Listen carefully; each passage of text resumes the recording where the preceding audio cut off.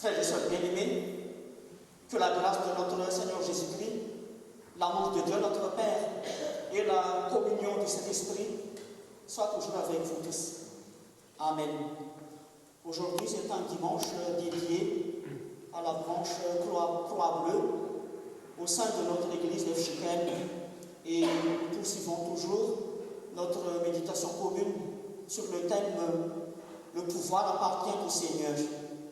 Fani miarabas karety, tontsoa eto an-tran'Andriamanitra amin'ny alady natokana ho an'ny sampana vokovoko manga eo anivon'ny fiangonantsika FJKM ity. Mbola mibanjina mandrakariva mbola hevitra hoe antombo ny fahefana isika. Ny salamo fahazato miaraka amin'ny hira fahavalo-ambin'ny folo ampiasaintsika iarahantsika mankalaza ny tombontsika. Nous allons utiliser le psaume numéro 100 ainsi que le cantique numéro 18 dans les louanges à notre Seigneur. Je vous invite à vous lever. Iterantompo any isika ka miaraka manao hoe miombio an Jehovah amin'ny tany rehetra, manontò an Jehovah amin'ny fifaliana, mankanesana hatreny amin'ny fiombina. Aoko fantatrareo fa Jehovah n'Andriamanitra izy nanao antsika ary azy isika dia ho misotro fiandrona. Midira mivavahadiny amin'ny fisaorana ary eo ankianjany amin'ny fiderana. Misaola azy mankalazany anarana fa tsara Jehovah mandrakizay ny famondram-pomba ary miatra amin'ny tanaka fanamandimba ny fahamarinana. Amen.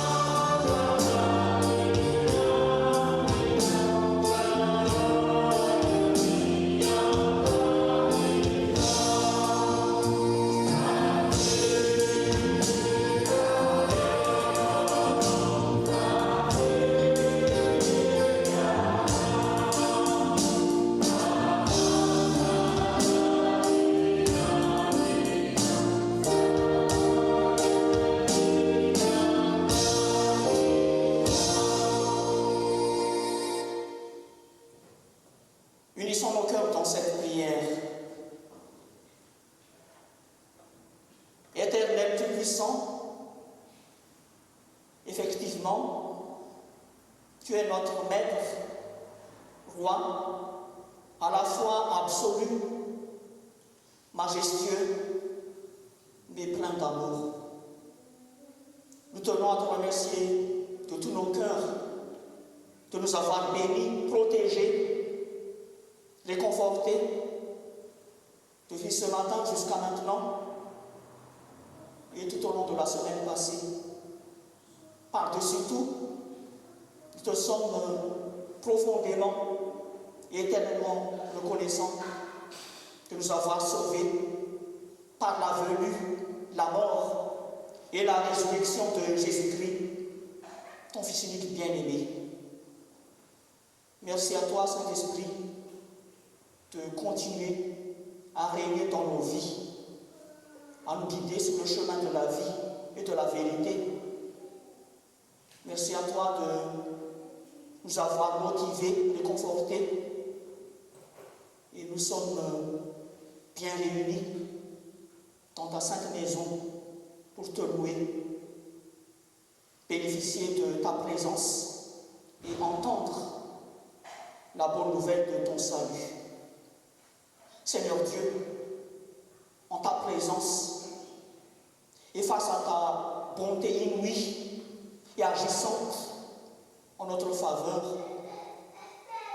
nous reconnaissons nos torts, puisque nous n'en sommes pas dignes. Nous avons commis des péchés en pensée, en parole, en acte, contre toi et nos prochains.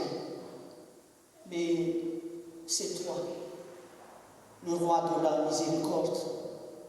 Écoute encore les supplications silencieuses de nos cœurs pour t'avouer nos péchés individuels, familiaux, communautaires, nationaux, voire mondiaux.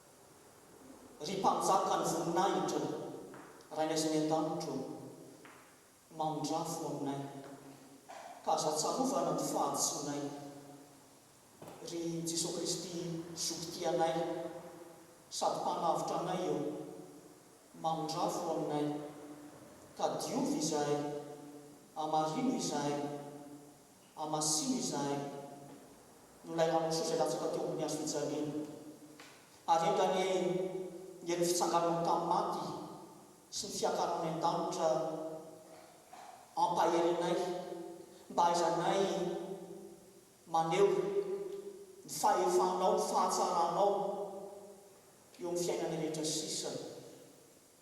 Ry fanamasina mpanavao sy mpampahery anay eo mamondrafo aminay ka omeo fovaovao sy fiainam-baovao zahay anjakan'ny fahamarinanao sy ny fahamasinanao dia omeo anay tsiraray avy nitoky sy fanantenana ny amin'ny famelana ny elokay sy ny fanafahana anay amin'ny faratsinay rehetra ao amin'ny Kristy mpamonjy. Andriamanitro, taio, amasino, ankasitrao izay tsiraray avy sy izao fampivavahana izao mba hoanitra manopofina anomezam-boninahitranao izay ombonana eto, azay kosa anovo hery vaovao, fiainam-baovao, famonjena, fanasitrana, fampihavana naonao. Amin'ny anaranao Jesosy Kristy, lay lohan'ny fiangonana, lay tompony tompo sy mpanjaka amin'ny mpanjaka, ary fahazavana izao tontolo izao. Misaotra Andriamanitro fa tsara ianao, mandrakizay ny famondramponao. Amen. Nous inviterions tous les membres de l'école du dimanche à se lever pour entonner la 4e strophe du cantique numéro 786 avant l'enseignement.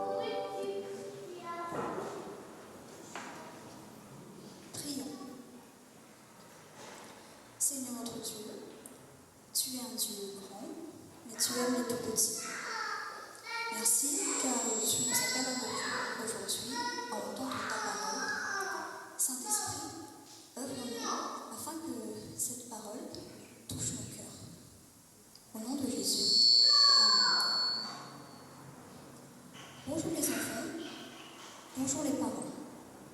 Aujourd'hui, je vous invite à ouvrir vos Bibles dans Luc chapitre 12, et nous allons lire le verset 43.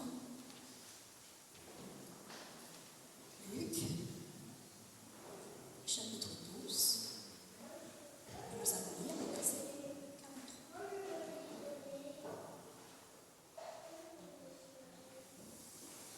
Au nom de Jésus,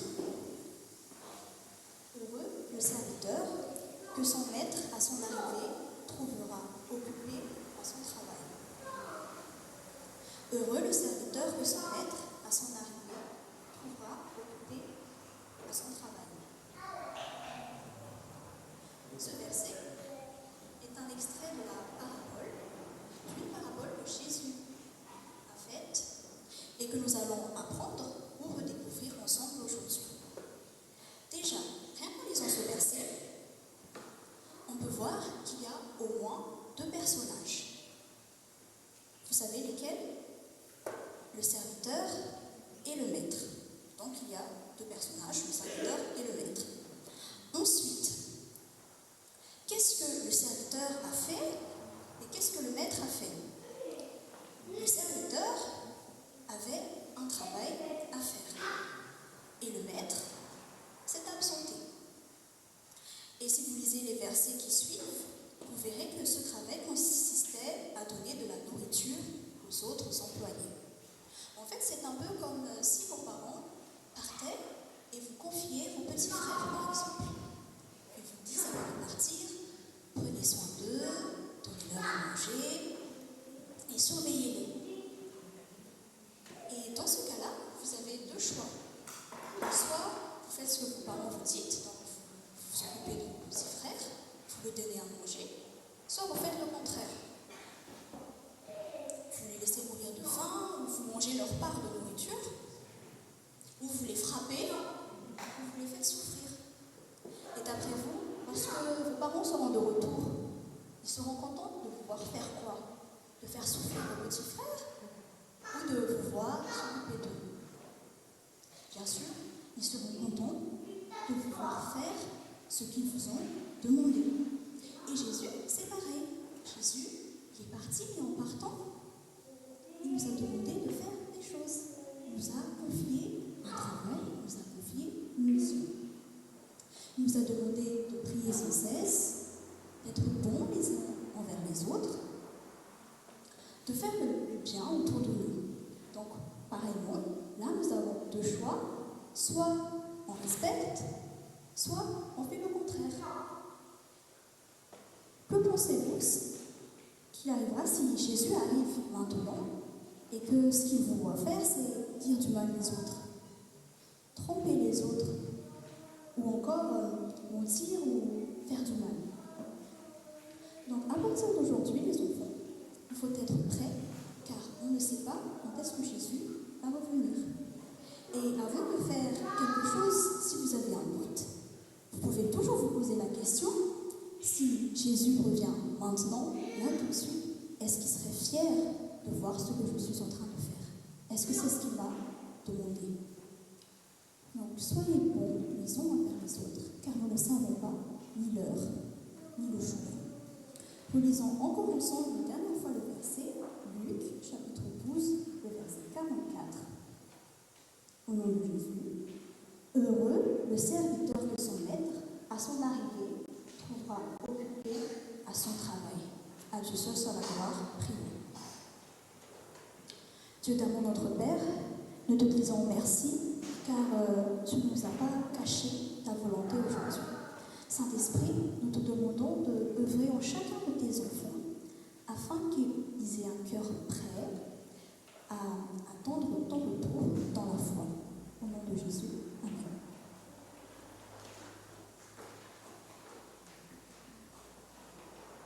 Mialohan'ny vavaka fitsalovana sy ny vaky telo dia mbola ilayntsika ny andiny fandro amin'ny hira fa 320 amin'ny valonjato.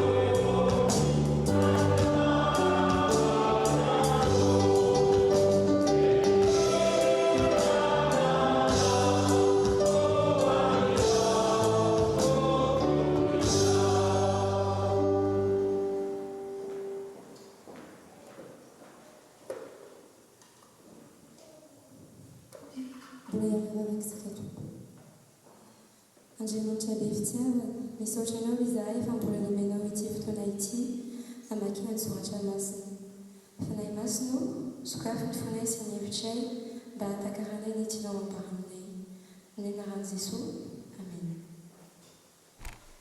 Yarakamak Yen Tenangemancha Isik, Izan Dekatika Wamni, Uambulana, Tukfate Lambropul, Yandin Facile Lambuful, Kachafa, Timambropul. Proverbe, chapitre 23, les versets 19 à 25. Utwizana amnifilazantsara arakanluk, tukfarun befulu, nyandinfa dinandepulu, kachanfa efapulu. L'évangile selon Luc, chapitre 12, les versets 35 à 40.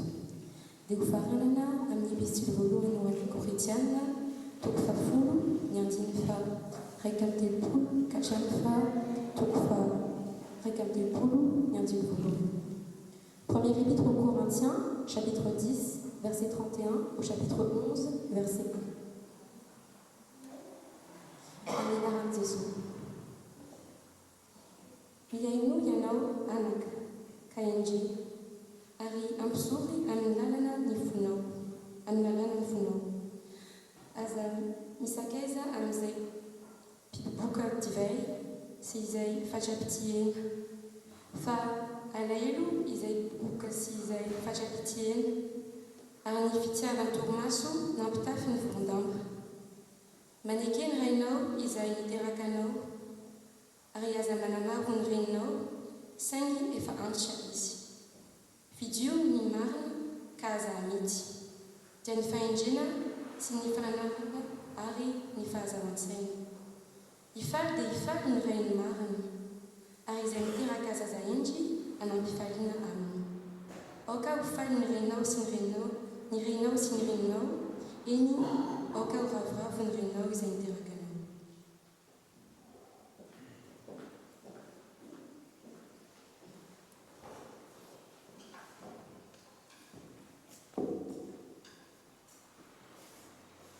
Oka isi kinayalaveu, Alirei Chanti Mareu, Open Mareu, Takan Lila Senyan Tukun, Ramudia Yan Fapakaramadis, Kanun Tuga Simandunis de Fuan Yarakansei, Sama Champanu, Seitan Tukun Yaman, Ravis, La Secom Nareu Marnat, Faisik Nan Tukun Tia Pejakazi Inan, Ari Wafkan Quasi. Ary na amin'ny fotoam-piambenana faharoa amin'ny alina izy ny tonga na amin'ny fotoam-piambenana fahatelo ka mahita toy izany dia sambatra ireo mpanompo ireo. Fantaro izao farafantatra ny tompontrano izay ora iaviny mpangalatra dia eo ny ambiny izy ka tsy mamela ny tranony taminy dia miomana koa ianareo fa ho avy ny zanak'olona amin'izay ora tsy ampozinareo.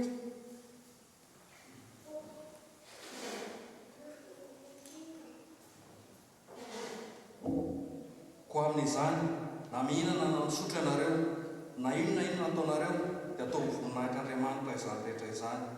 Aza manao izay atavytohina ny jiosy, na ny jentilisy, na ny fiangonan'Andriamanitra, dia takahay koa manao izay ahafahany ny olona rehetra amin'ny zavatra rehetra.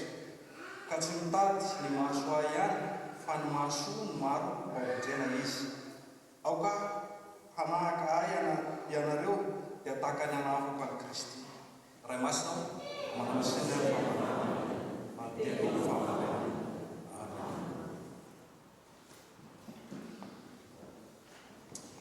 Avant la prédication, nous allons encore chanter les strophes 4 et 5 du cantique numéro 235. Je vous invite à vous lever.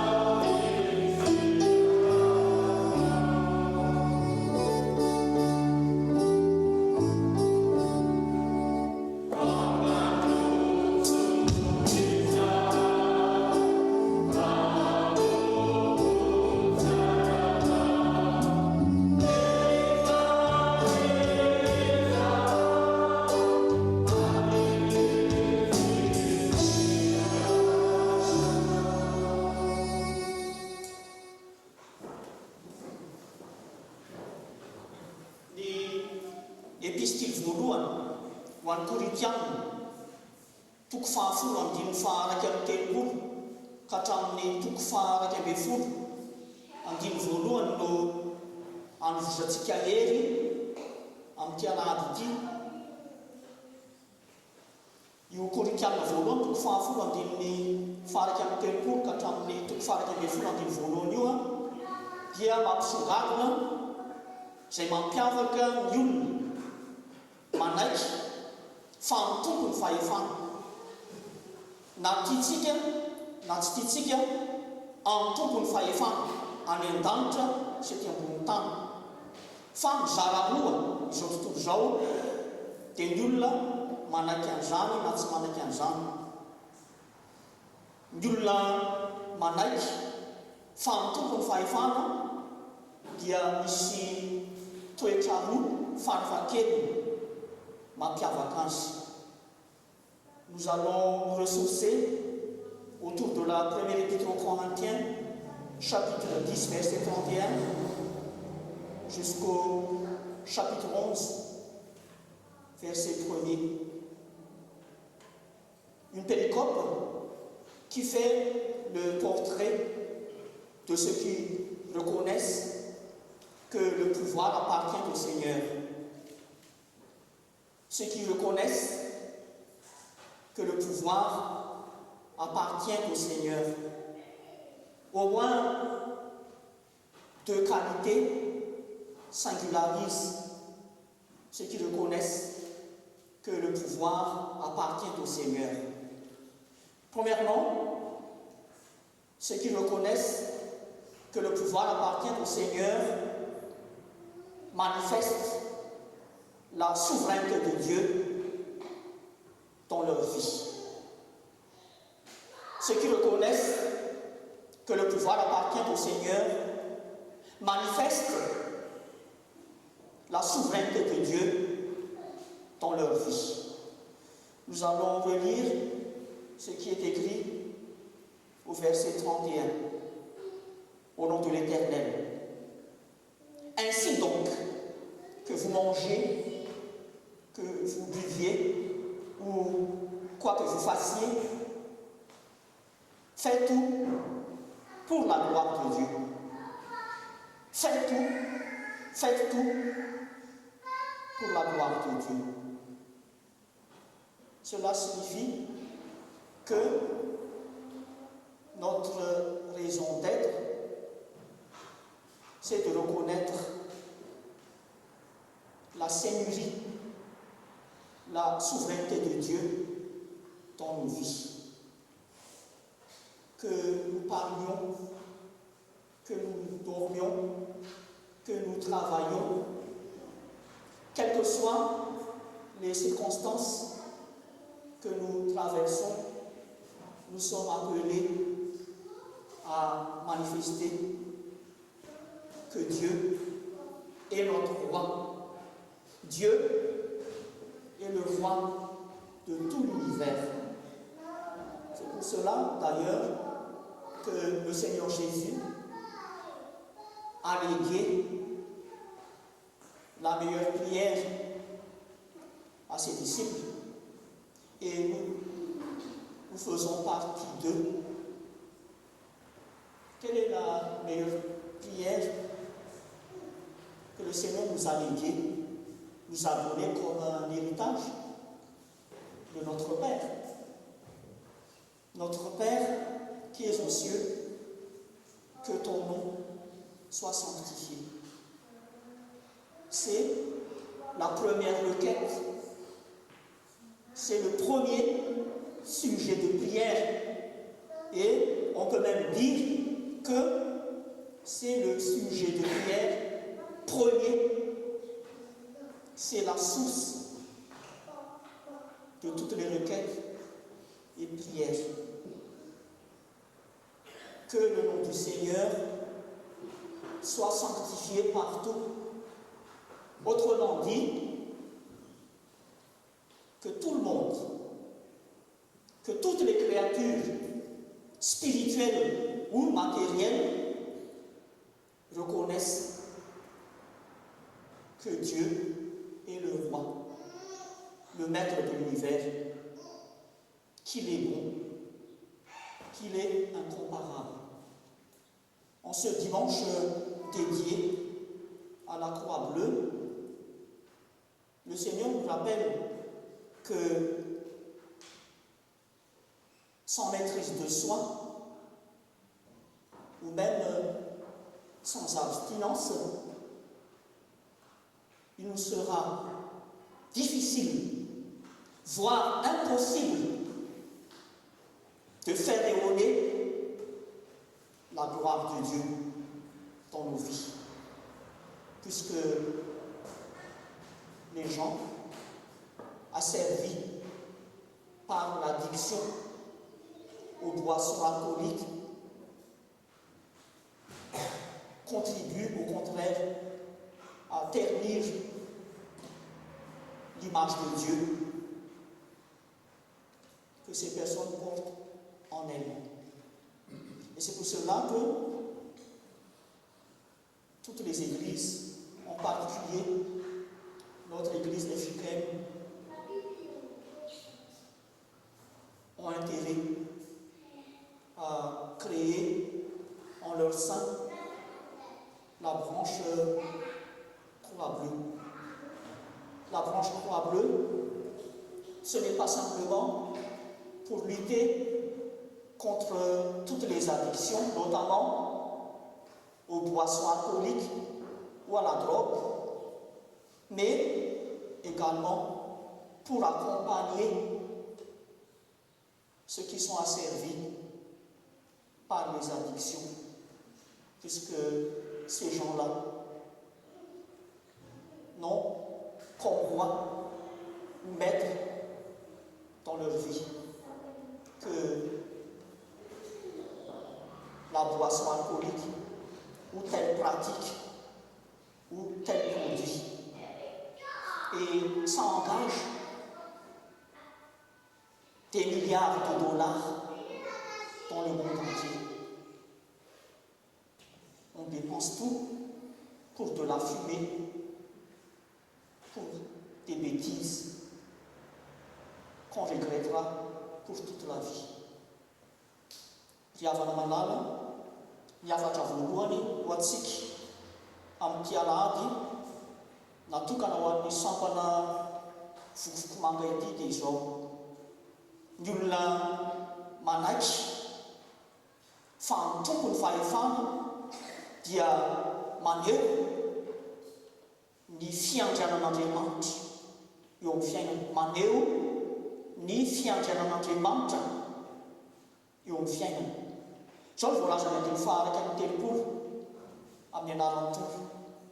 Koa amin'izany na mihinana na misotro ianareo, ny mihinana ataonareo dia ataovy voninahitr'Andriamanitra izany rehetra izany. Amen. Ataovy voninahitr'Andriamanitra izany rehetra izany. Dikan'io dia izao: ny adidin'ny olona izay manaiky fa ny tompony fahefana dia mampiseho ho hitan'ny olona isan'andro ny fiandrianan'Andriamanitra na ny mahampanjaka an'Andriamanitra. Ahoana moa ny fomba fitenitsika malagasy? Reny ka olona matahotra an'Andriamanitra. Ary taloha tena misy dikany, tena misy lanja mihitsy izany hoe mpivavaka reny olona reny. Le mpivavaka tsy hoe miditra am-piangonana isaky ny alahady fotsiny na mitafy akanjo fotsy tahaka an'izao ataon'ny mpitandrina sy ny décolona izao fotsiny, fa ny hoe mpivavaka izany dia hoe tena hitan'ny olona ny fiainany fa manaja an'Andriamanitra. Ohatrany hoe tena eo akaikin'ilay olona eo mihitsy ilay Andriamanitra mpanjaka, ka izay mahafaly ny Tompo no atao. Tsy misaintsaina foana, tsy miteniteny foana, tsy manaotao foana. Ary fantatsika rehetra fa izay no mahazava-dehibe ny fisian'ny sampana vokovoko manga. eo ny vofiangonantsika efijekely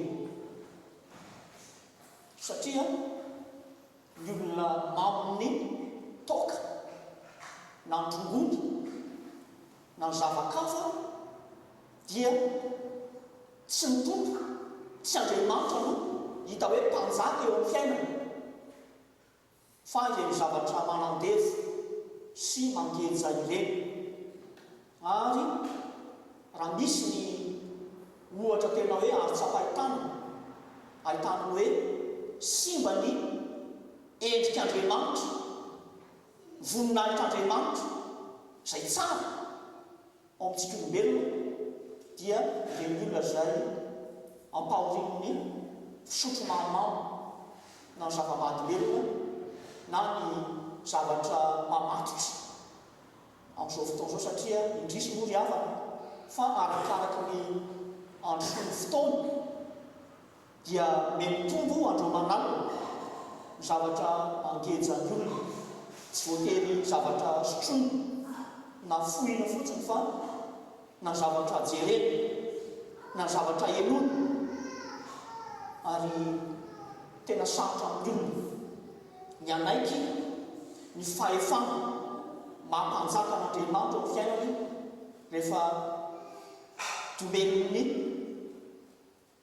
zavatra maro samihafa izy eo amin'ny fiainana. Amin'izao fotoana izao tsy mahita an'izany ve isika, indrindra tia tandranomasina ty, raha miteny moana moa ianao tsy helin'ny olona fa tsy maintsy mamerina dia lasa miteny mafy. Izany midika hoe dombelona ny sofon'ny olona satria elona daholo reto zavatra tsy fiaino rehetrarehetra reto ary atao mafy be, firy décibel dia efa midina ohatra hoe 12 décibel, 12 décibel ny feo elo dia avoaka dia tsy eno intsony fa tsy maintsy miakatra any amin'ny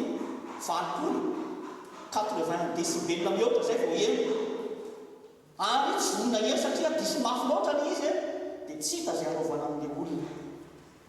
Ry havako malala izay nahatonga ny Paoly apôstôly eo amin'ny 2 amin'ity Koritianina voalohany ity fa ny toko 4 manao hoe amin'ny anaran'ny tompo aoka anahaka ianareo dia tahaka ny anahafako an'i Kristy, satria Jesosy Kristy inona no nataony nandritra ny fiainana teto ambonin'ny tany, naneo fa ilay rainy izay naniraka azy no tompony sy mpanjakana, ka na zanak'Andriamanitra azy izy dia nankatono an'ilay rainy. Ce que nous avons en modèle pour manifester la souveraineté de Dieu dans nos vies, c'est Jésus-Christ, comme le préconise l'apôtre Paul au verset 1er du chapitre 11 de la première épître aux Corinthiens. Le Christ a investi toute sa vie, toute son existence terrestre pour manifester de manière tangible que seul son Père, qui est son roi, son maître.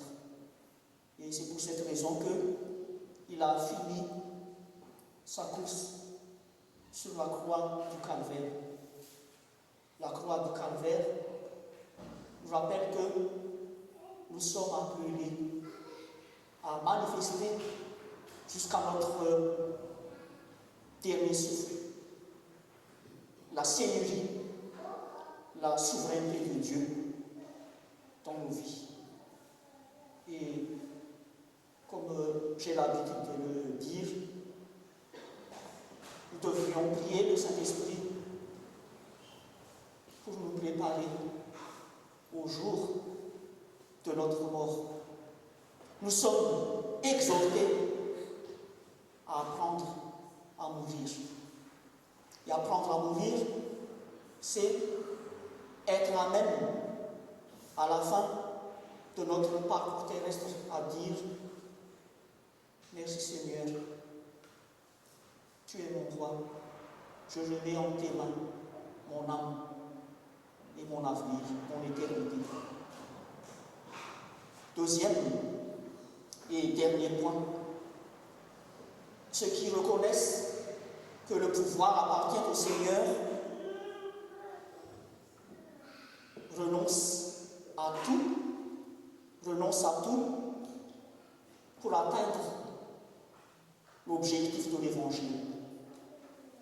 Ceux qui reconnaissent que le pouvoir appartient au Seigneur renoncent à tout pour atteindre l'objectif de l'Évangile. Nous allons relire ce qui est écrit au verset 32 et 33 au nom du Seigneur. Ne soyez une cause de faux pas, ni pour les non-juifs, ni pour les juifs, ni pour l'Église de Dieu. Faites comme moi. Je m'efforce en tout de plaire à tous, recherchant non mon avantage, mais celui du plus grand nombre, afin qu'il soit sauvé. Amen. La dernière séquence du verset 33 rappelle et précise le but ou l'objectif de l'Évangile, afin qu'il soit sauvé. Le but de l'Évangile, c'est le salut du plus grand nombre. Nous savons tous que le véritable Évangile n'est pas une doctrine ou simplement un message à transmettre. C'est une personne, la personne merveilleuse de Jésus de Nazareth. Et son but ultime, c'est de sauver autant que possible toute l'humanité, tout le monde.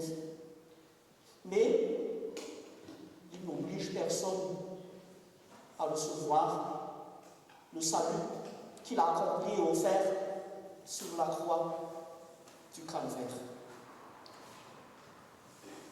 Ce dont parle l'apôtre Paul dans ce chapitre 10 de la première épître aux Corinthiens, ce sont les idolotites. C'est un terme technique. Idolotite, T-H-Y-T-E-S.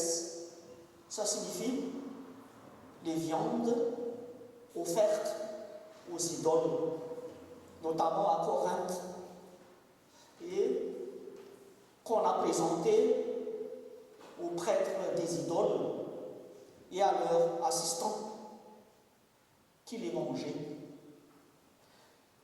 À cette époque, l'endroit où l'on peut se procurer de la viande ou des viandes, c'est là où on offrait des viandes aux idoles. Et ça a posé une problématique éthique. Est-ce que les chrétiens ont le droit de consommer les idolotites ou les viandes offertes destinées aux idoles? L'apôtre Paul y répond, notamment au verset 32 et 33 de notre péricope de départ. Ce qui devrait déterminer notre choix, nos comportements, c'est l'objectif, l'atteinte de l'objectif de l'Évangile. Si je mangeais cette viande destinée aux idoles, est-ce que cela aiderait l'autre en face à recevoir l'évangile que je vais lui prêcher ou non? Puisque nous ne sommes pas sans savoir que dans beaucoup d'endroits du monde, il y a énormément de pratiques qui, en apparence, sont aux antipodes de l'évangile, de la parole de Dieu. Si nous nous rendons, par exemple, dans la région sud-est de Madagascar, à Mananzar, Manakar, etc., et que nous voudrions annoncer l'évangile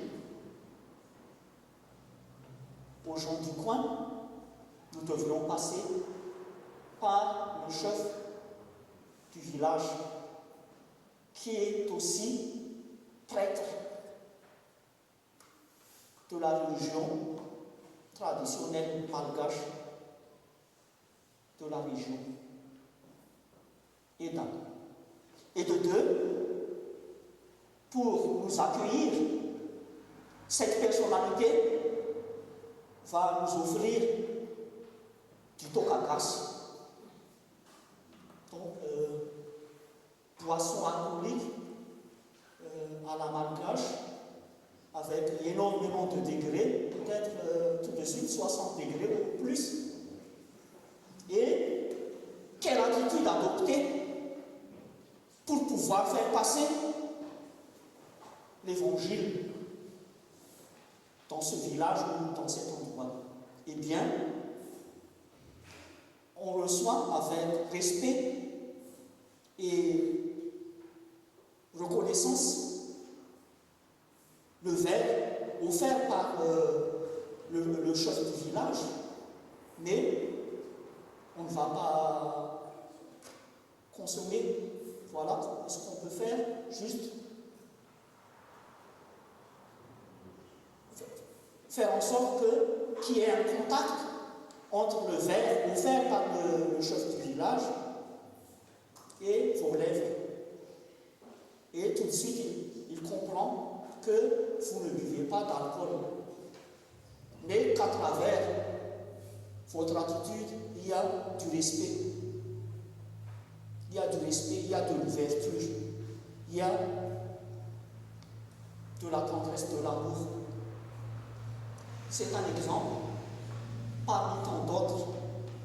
Mais là où l'apôtre Paul veut nous entraîner, c'est que si nous reconnaissons vraiment que le pouvoir appartient au Seigneur,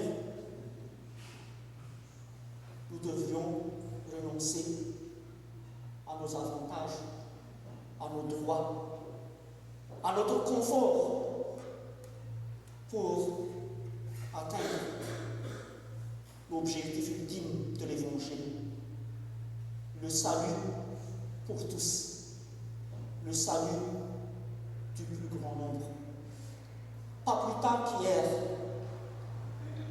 normalement, nous, Malgaches, nous aurions dû célébrer comme il se doit le Seigneur pour les 190 ans de la Bible malgache,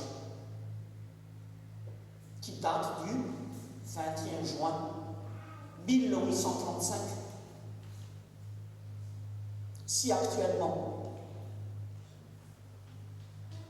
nous avons en héritage la Bible, c'est grâce au sacrifice consenti par les premiers missionnaires qui ont évangélisé notre patrie. David Jones et Thomas Bevan, les deux, ils ont renoncé à leur patrie, à leur famille, à leur jeunesse, à leur belle carrière, à leur confort en Europe et même à leur vie, puisque Thomas Bevan a rendu l'âme quelques jours après son arrivée à Madagascar, ainsi que sa tante moitié, son épouse. Pareil aussi pour l'épouse de David Jones. Et David Jones était tombé gravement malade et on a dû l'évacuer à l'île Maurice. Après 2 mois à peu près, il a repris le chemin de Madagascar pour y annoncer la bonne nouvelle. C'est 1818 et 1835, ça fait combien? 17 ans. 17 ans après, le sacrifice des autres missionnaires qui ont contribué à l'alphabétisation de masse à Madagascar et le travail colossal des missionnaires britanniques avec les 40 premiers pasteurs malgaches. Bien, nous avons entre nos mains la Bible malgache, la parole de Dieu écrite en langue malgache. Zava-dehibe avana tsy afatra fanohy ity.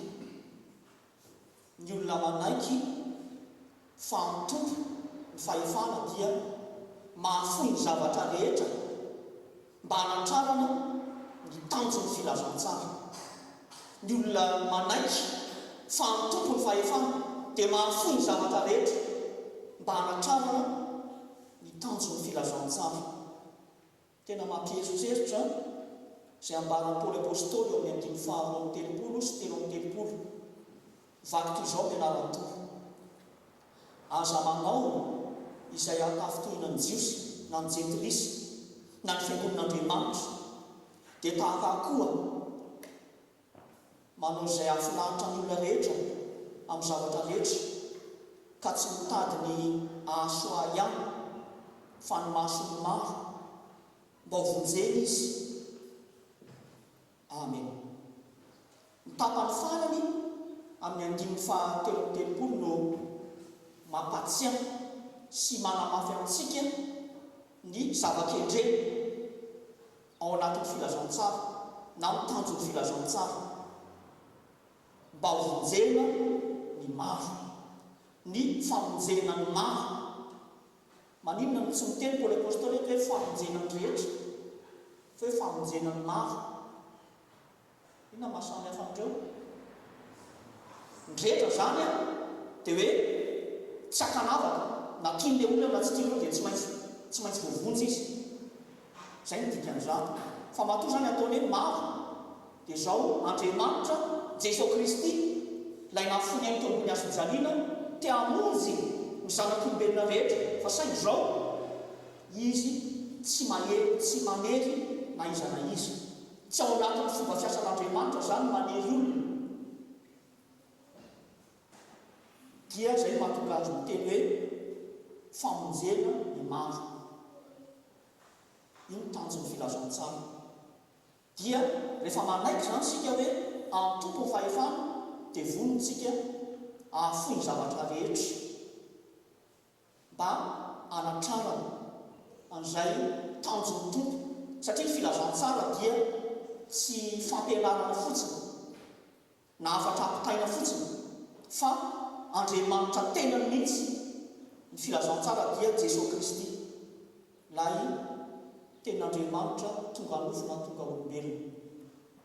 Ity 5:30 sy 3:30 ity dia mamerina antsika rahateo ny tanjon'ny tompo ho atsika rehefa miantso ny fidy atsika izy. Tsy miantso atsika olona mpitazatazana fotsiny na olona manaraka eny anaminy eny fotsiny na manara-drian-drano na koa manao tsogo-drano iangaly ka raha maharivo irotsahana fa raha lalina iamorana amin'ny teny frantsay zany le hoe tsomodranotra megaly dia azo tinina tsotra amin'ny teny hoe opportunisme.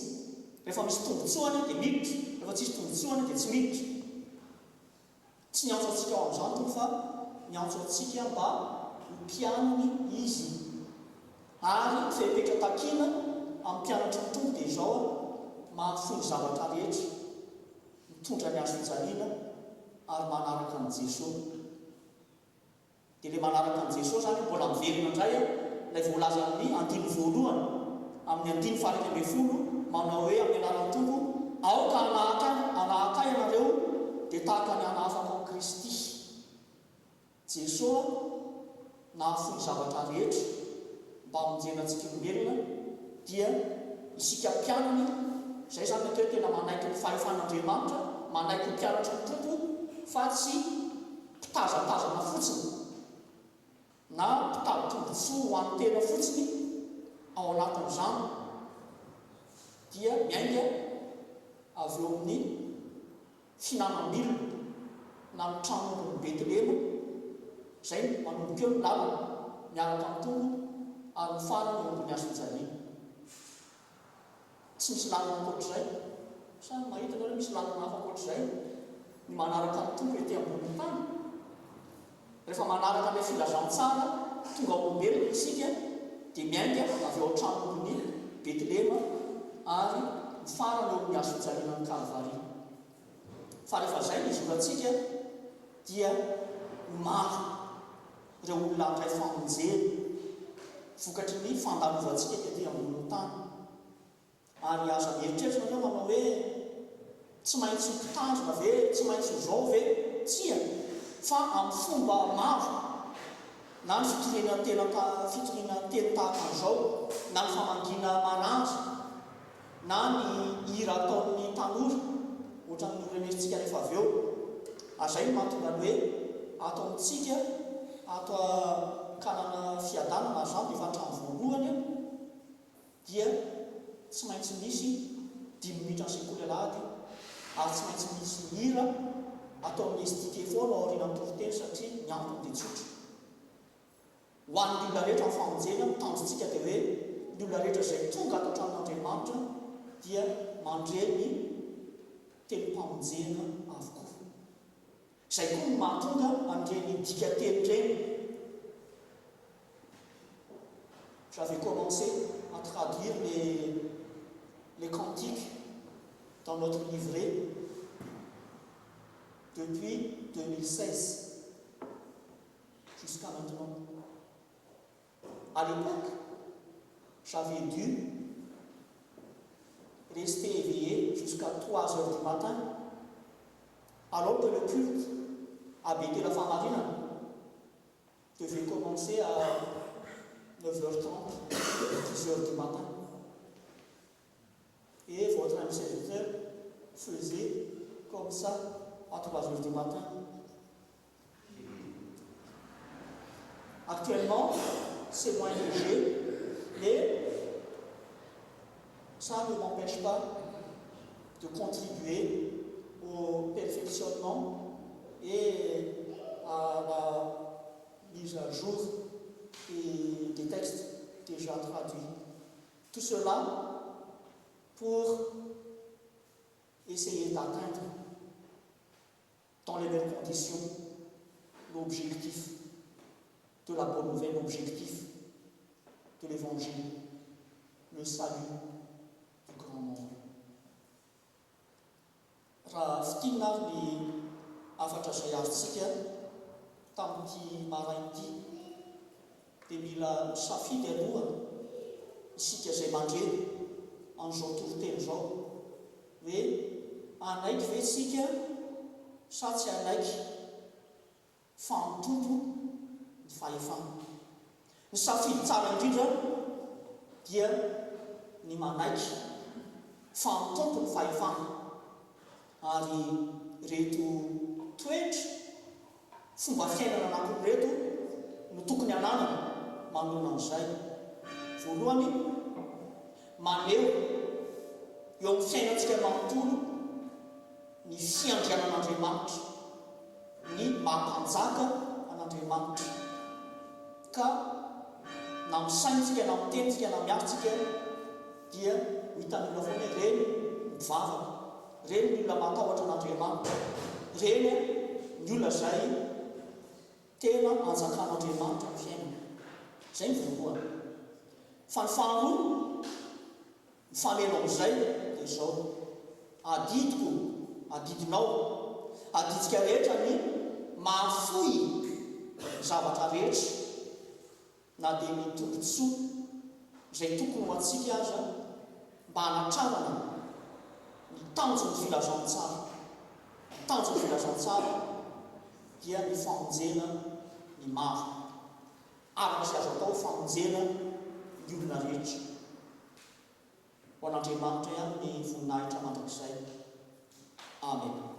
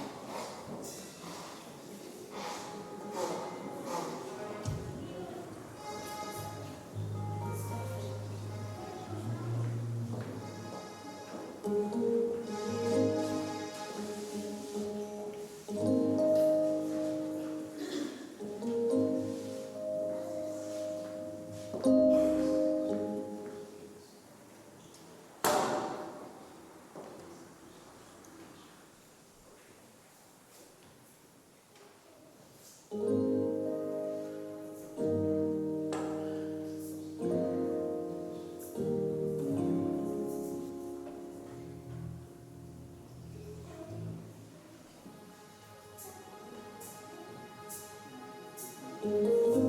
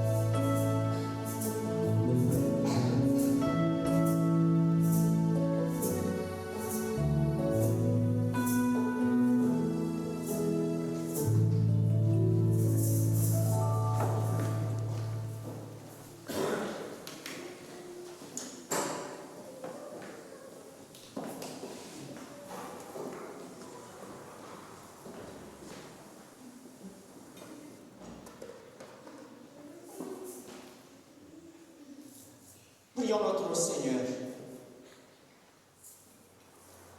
Dieu très haut, notre Père, nous te remercions infiniment de ta bonne parole et nous reconnaissons que le pouvoir t'appartient. Ainsi, Saint-Esprit, donne-nous la grâce de manifester ta souveraineté dans nos vies. Aide-nous à renoncer à tout pour atteindre l'objectif de l'Évangile. Que ta parole s'accomplisse pour chacun de nous, nos familles respectives et toute ton Église, ici présente et répandue à travers le monde. Éternel, nous plaçons sous ta grâce infinie tous les paroissiens absents pour une raison ou une autre. Et nous nous tournons vers toi pour implorer ton salut, ta miséricorde, pour toutes les personnes souffrantes à travers le monde, les pauvres, les détenus, ceux qui agonisent, les familles endeuillées, les malades, les victimes et sinistrés des fléaux naturels, accidentels, d'origine criminelle, conflictuelle, et surtout ceux qui ne te connaissent pas. Père éternel, puisses-tu accorder ta paix qui surpasse toute reconnaissance à toutes les personnes qui, pour la première fois, s'associent à notre culte, que ce soit en présentiel ou en distanciel. Dieu d'amour, notre Père, merci encore pour cette nouvelle semaine. Bénis-la, comble-la de ton amour, aide-nous à l'employer à ta glorification et au service du salut des autres. Tu sais tout dans nos vies, tu vois tout, tu peux tout. Nous te confions nos vies, nos soucis, nos espérances, nos projets et ce qui nous attend durant cette nouvelle semaine. Puisses-tu encore entendre notre prière silencieuse.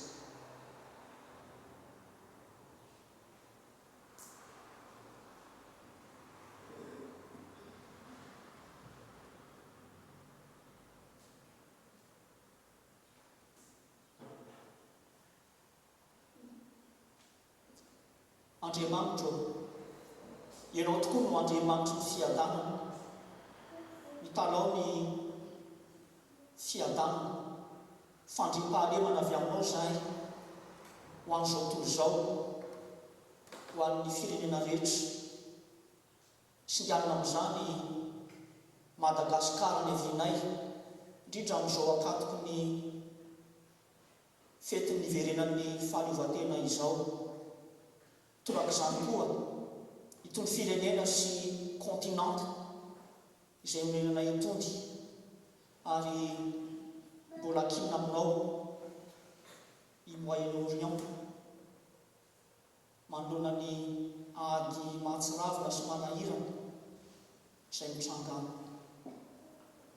Ampio ny fiangonanao, ampio ny kristianina rehetra ay aneo eo amin'ny fiainana, ny fiandriananao, ianao ilay tompontompo sy mpanjaka ny mpanjaka.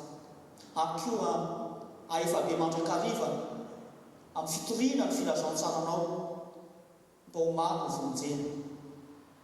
Raha io, ta io izay tsy rara avy, isam-batan'olona, isa-tokantrano, izay miombona amin'ity fampipovavahana ity, tsinjovy sy ampaheleza manokana ireo mandalo fotoan-tsarotra amin'izao fotoana izao. Ary mivavaka izahay ho an'ireo tsy salama rehetra na manatrika an'izao fotoana izao na mitoerana maro samihafa. Ny tanam-pitiavanao Jesosy anie anendry ny loharanon'aretina mahazo azy ireo ka anaisotra izany hatramin'ny fakany.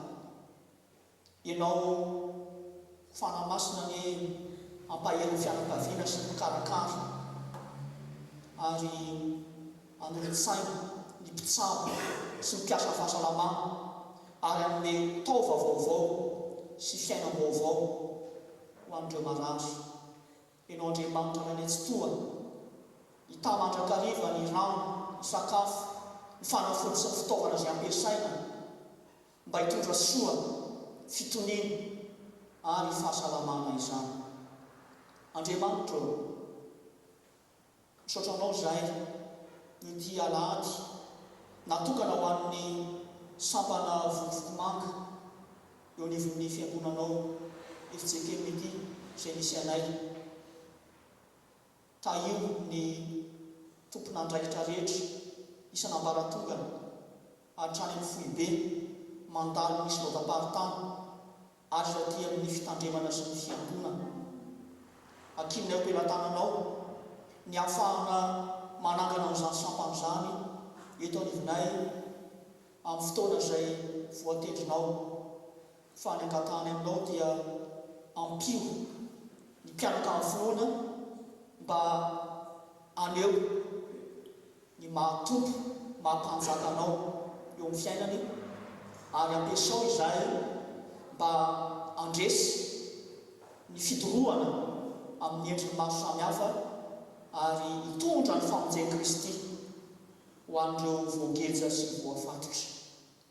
Tompo, misaotra anao indrindra izay satria matoky fa tena tianay ianao, mpiaino vavaka anay ianao, eny manolotra lavitra no izay angatahana sy heverinay azy ianao. Dia atolotra eo anao indray ny tena mampana anay, ny fiainanay manontolo sy ny hoavinay rehetra ho fanamitra velona, masina, sitrako Andriamanitra, raisy zanaka ary fanahy masina. Amin'ny anaran'i Jesosy Kristy, ilay andrina ny fiadanana sady amin'ny fanantenana ho an'ny zanak'olombelona rehetra.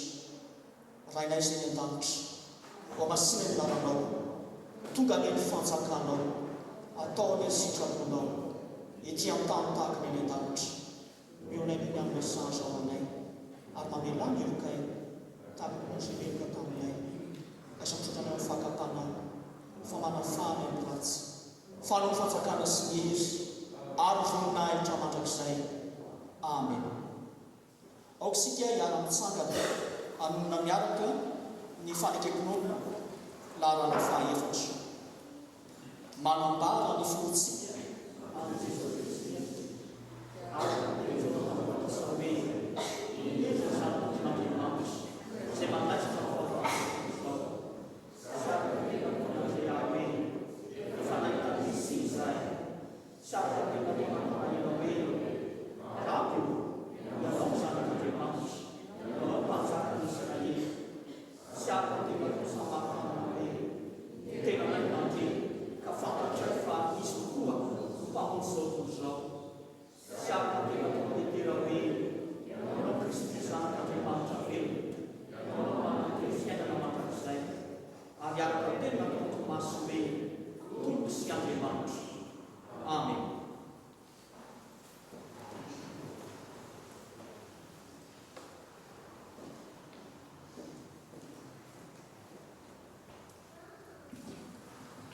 La paix du Christ soit avec vous.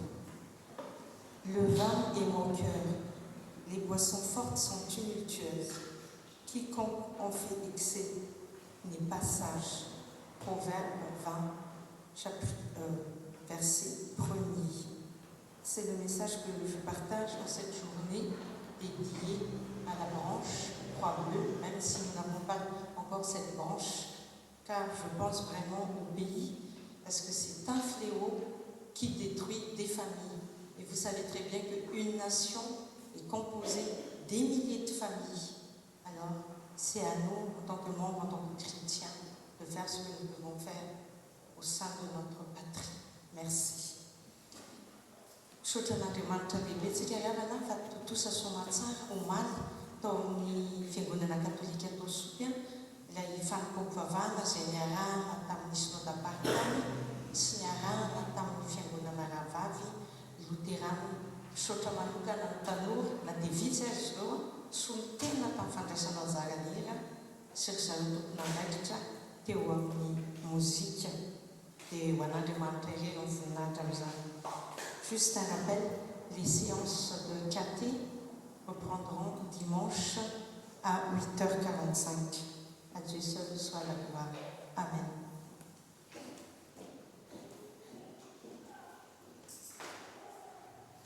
Je suis ravi de vous adresser à nouveau mes salutations fraternelles au nom de notre Seigneur.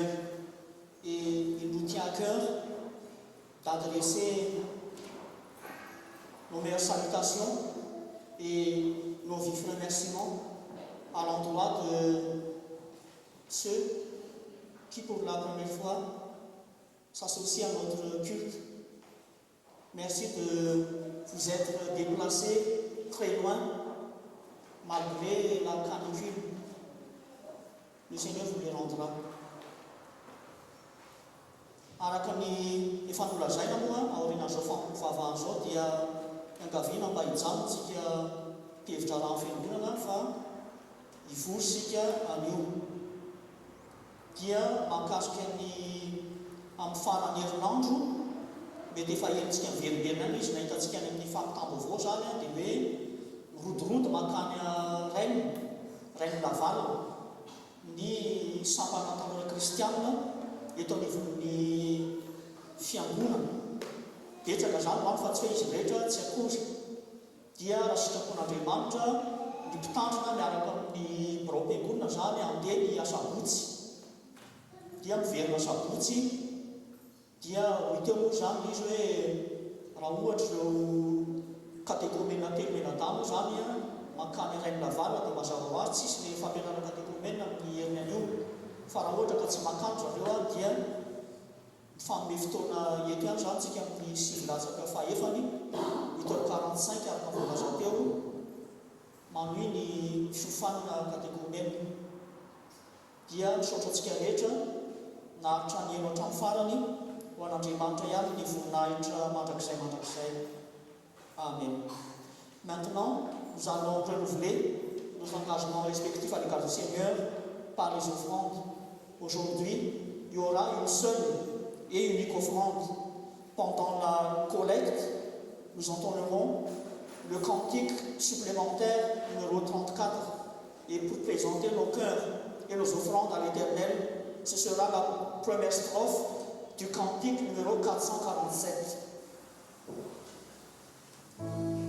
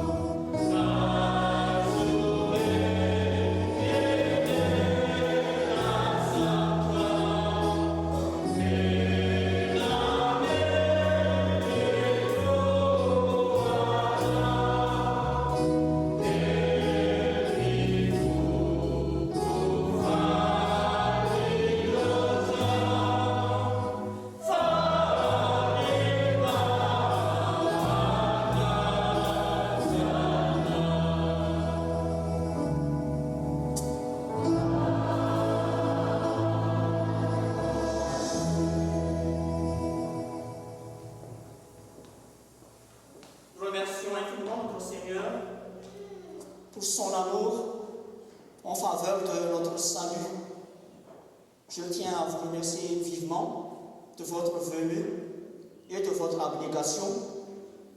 Le Seigneur vous les rendra et qu'il nous accompagne durant cette nouvelle semaine qui s'ouvre devant nous.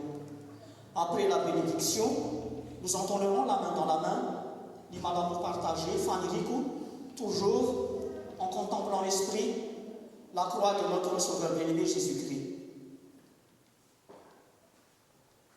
Recevez la bénédiction de l'Éternel. Que le Dieu de l'espérance vous comble de toute joie et de toute paix dans votre foi, afin que vous grandissiez en espérance par la puissance du Saint-Esprit. Il est fidèle, c'est lui qui nous appelle, c'est encore lui qui le fera. Amen.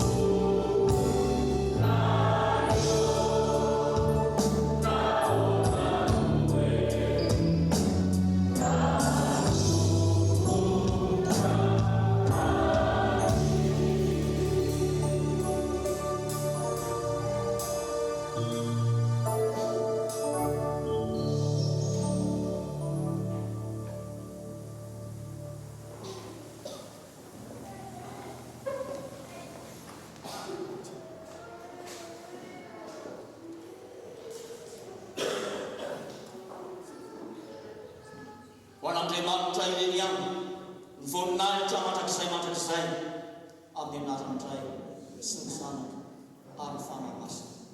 Amen. Allez demeurer dans la paix de notre Seigneur. Excellente semaine à toutes et à tous. Merci beaucoup et que Dieu vous bénisse.